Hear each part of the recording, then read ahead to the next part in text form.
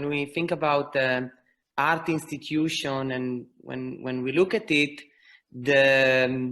I was thinking while you were talking, and it's like the African savannah, you know, you have so many different animals, you know, it's from the little bug to the elephant, you know, from something like CCA to Metropolitan Museum.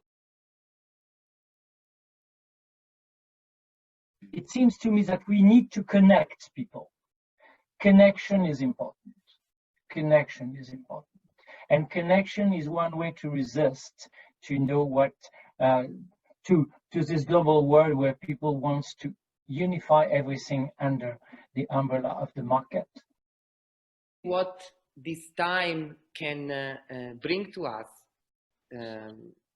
is really how to combine this idea of generosity and collegiality and collaboration with effective solutions. אחד הדברים הכי חשובים במוזיאון, אחד התפקידים הכי משמעותיים של מוזיאון בכלל, הוא להיות מקום שהוא מעל למקום ולזמן. קצת מעל המקום ולזמן או הרבה מעל המקום ולזמן.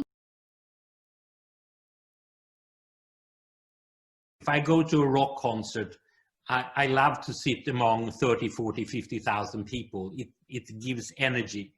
But if I stand in front of a Mark Rothko painting, I love to be maybe by myself or maybe one or two other people. Very small meetings in time that you have as an individual can have a huge impact on you and on others.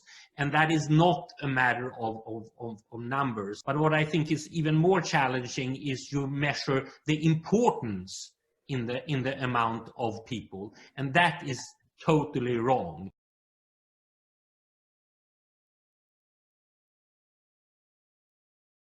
I don't think that people will lose interest in painting and sculpture and physical objects. On the contrary, if we speculate and if we're slightly utopian in our kind of visions, I could see that one could maybe connect institutions that are, you know, in Asia with Europe and the US and the Middle East. Local art will always exist. We will never get rid of that, and we don't want to.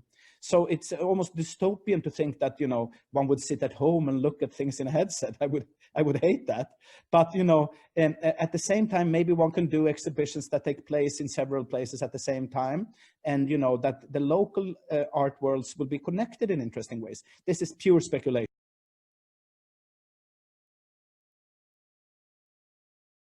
Virtual reality is a very overwhelming medium. It's